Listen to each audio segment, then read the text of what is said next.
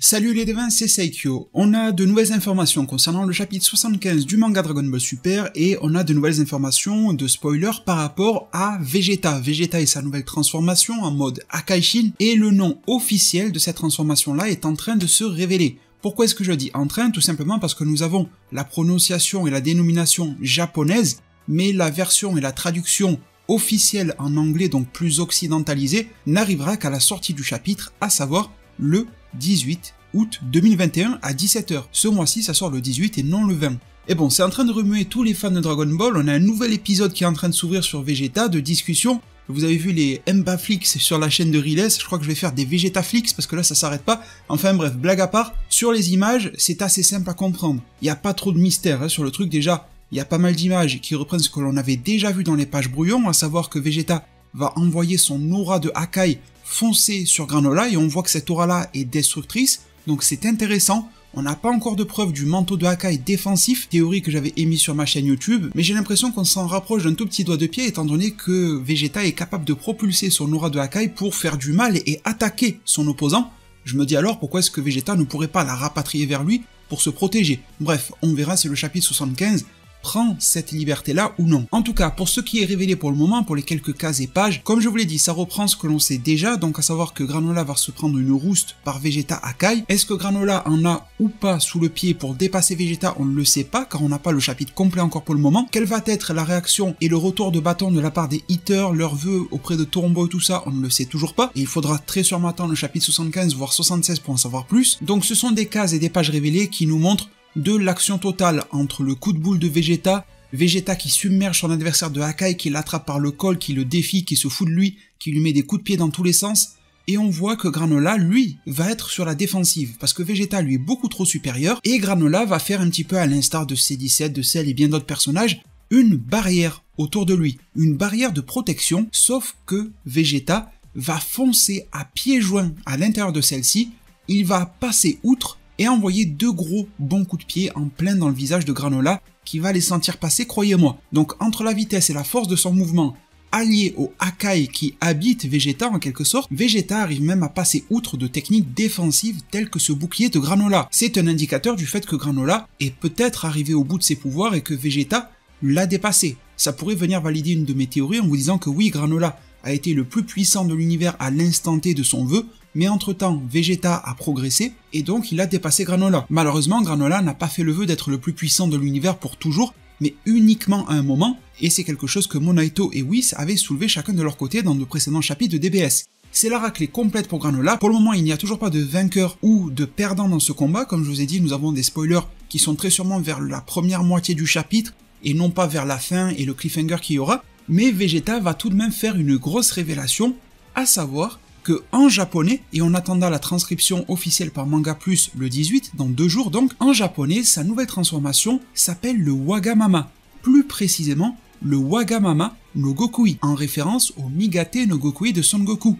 Et bon, une fois que le chapitre sera sorti, on s'en reparlera lors de ma review, j'y dédierai sûrement une vidéo en plus, à part de la review d'explication, parce que je pense que le sujet va faire largement débat, mais en tout cas ce Wagamama no Gokui peut s'explique en fait très facilement. Wagamama n'est pas un jeu de mots bizarre ou quoi que ce soit, c'est pas comme Granola, qui fait écho non pas au biscuit que vous connaissez tous, mais qui fait écho à un mélange de céréales. Tout comme Oatmeal, c'est des flocons d'avoine, ce n'est pas ça. D'ailleurs, précision aussi, mais on s'en reparlera dans une autre vidéo, Gokui n'a jamais fait référence à Son Goku. Certes, ça fait un petit jeu de mots à le voir écrit ainsi, ou même à l'oreille, mais ça ne fait pas référence au terme de Goku. Donc il n'y aura pas de Migate no Vegeta UI, ça ne veut rien dire. En fait, no Gokui, ça fait référence à la maîtrise de quelque chose. Si on devait traduire no Gokui en français, ça serait la maîtrise de 3 petits points. Et tu rajoutes un mot devant pour expliquer ce que la personne maîtrise. Le Migate, le Wagamama, le machin. Et donc, même si nous, Migate no Gokui, on l'avait traduit par Ultra Instinct de manière occidentalisée, en réalité, en japonais, le sens de Ultra Instinct et Migate no Gokui, de Son Goku ou des anges et tout ça, est plus profond. Ça fait référence à l'égoïsme.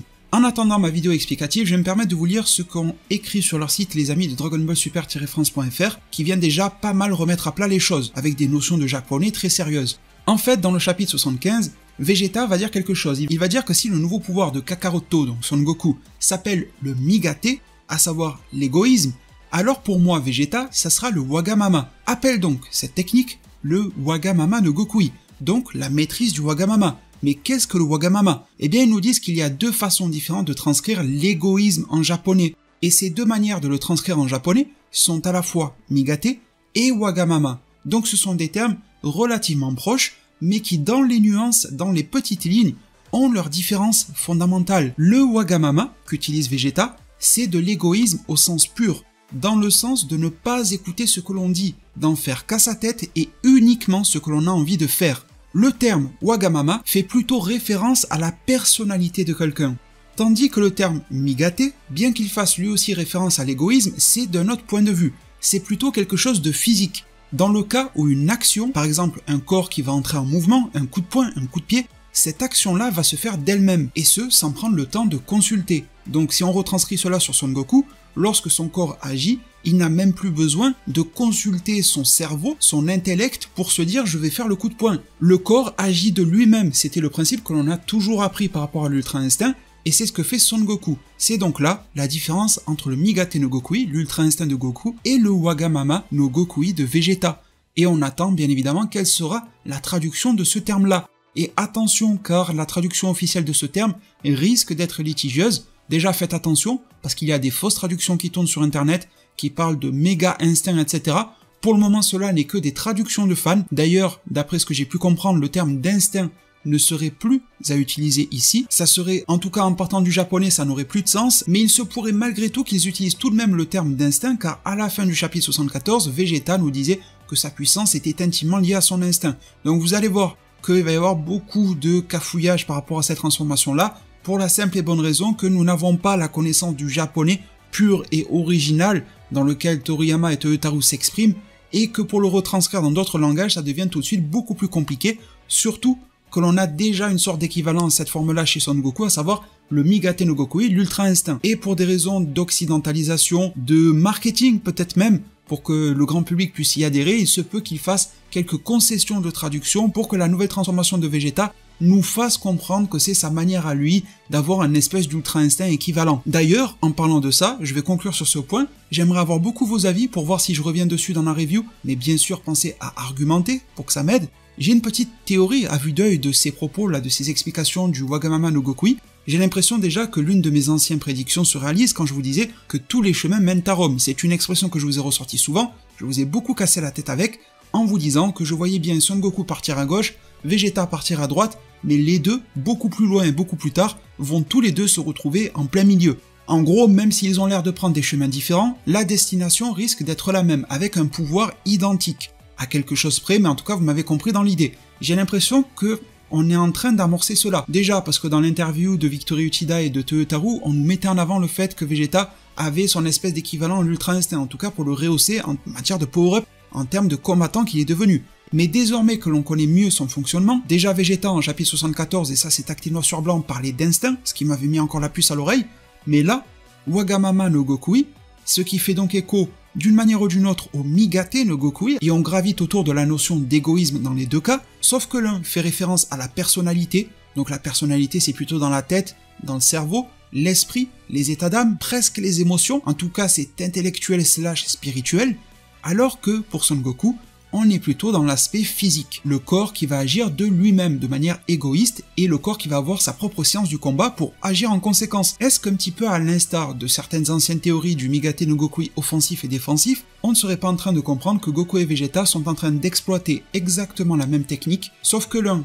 met en avant son corps, c'est Goku, et l'autre met en avant son esprit, et c'est Vegeta. D'ailleurs, Vegeta qui a bien appris à manier son esprit grâce au Yardra, ça pourrait faire une forme de continuité. Et donc, une fois que l'on fusionne les deux, Gogeta, Vegeto à votre guise, nous aurions le guerrier ultime, non pas parce qu'il y a le Hakai et l'Ultra Instinct, ça c'est presque du bonus, mais parce que l'un serait plutôt dans la maîtrise du corps et l'autre dans la maîtrise de l'esprit, et là on aurait l'équilibre absolument parfait. D'ailleurs, en parlant de perfection, je me pose désormais une question. Vu que les anges se spécialisent dans le Migate no Gokui et les Akaishin dans le Wagamama no Gokui, est-ce que l'un de ces deux êtres, ange ou Akaishin, a déjà réussi dans l'histoire de Dragon Ball, que cela soit Whis, le Daishinkan, n'importe lequel, que la plus âgée des anges, à atteindre cette forme de perfection d'équilibre entre les deux notions que je viens d'expliquer ici et sur lesquelles j'ai théorisé ensuite? Parce que c'est peut-être la première fois que je vais dire ça sur ma chaîne YouTube, mais si l'on nous explique que Vegeto Gogeta pourrait faire quelque chose que les Akaishin et les anges n'ont jamais su faire de leur vie, ça pourrait mettre la barre de leur niveau bien plus haut qu'auparavant. et nous faire comprendre qu'à un moment donné, les anges et les Akaishin pourraient être dépassés. Attention, on en est extrêmement loin. Et vous savez que je suis partisan du fait, et ça a été confirmé par Toyotaru, que déjà simplement Beerus met des roustes à Goku et Vegeta, et que Beerus se fait rouster par Whis. Donc on est bien d'accord qu'on est extrêmement loin de là. Mais malgré tout, je pense que si, et ça fait beaucoup de si, et je sais qu'avec des si on refait le monde, et je vais donc clôturer sur ce dernier-là, mais cela pourrait être une porte, mais entrouverte de quelques millimètres, pour nous faire comprendre que le combattant ultime de chez Ultime n'existe ni chez les anges, ni chez les Akaishin. Toyotaru dans l'interview nous disait que même le Daishinkan est un palier à atteindre et à dépasser pour Goku. Quoi de mieux que d'assimiler et de faire les deux, corps et esprit, chose que le Daishinkan lui-même ne ferait pas. Bref, je suis allé extrêmement loin, là je nous ai mené en 2048 dans Dragon Ball Super, mais en tout cas ça m'a fait plaisir de vous partager sur le thème, et au moins ça permettra de dégrossir un petit peu mieux le sujet dans la review. N'hésitez pas à me dire en zone commentaire tout ce que vous pensez de cela, en tout cas ça m'a beaucoup inspiré ce qui s'est passé aujourd'hui autour de Vegeta. J'espère que c'est le cas aussi pour vous, le chapitre a l'air de se présenter sous de belles augures, on attendra de le lire complètement pour se faire un avis. Petite précision, demain 17 août 2021, il va sûrement y avoir beaucoup de leaks, mais malheureusement je vais avoir de gros impératifs personnels qui vont me prendre énormément de temps. Si vous avez vu la FAQ hier, vous savez à peu près de quoi je parle, et je ne pouvais absolument pas les décaler pour post après la sortie du chapitre et tout. J'étais obligé de prendre mes rendez-vous pour demain, etc. Donc je serai très peu actif sur les réseaux sociaux, très peu actif sur YouTube. Malheureusement, peut-être pas de vidéo demain, même s'il y a des dingueries qui pop, et je voulais vous en prévenir, que ce soit pour Dragon Ball Super ou Boruto. Bon, si jamais j'arrive à me libérer, je ferai quelque chose, mais bon, voilà, attendez-vous à pas me voir extrêmement actif demain, exceptionnellement ce mois-ci, vis-à-vis de la couverture dans la suite des événements autour de DBS et ou de Boruto. Enfin bon, je pense qu'en fin de journée, je serai quand même là pour partager des trucs, RT, et poster des trucs sur ma page Twitter, mais sur YouTube, ça risque d'être chaud. Je vous remercie infiniment pour votre écoute, pour votre soutien, pour votre force, merci pour tous les très beaux, jolis commentaires qu'il y a eu sous ma FAQ hier, ça m'a beaucoup touché, j'ai tout lu, ça m'a vraiment fait extrêmement chaud au cœur, merci vraiment du fond du cœur pour cela, prenez tous extrêmement bien soin de votre futur, et à plus pour de prochains arts divinatoires.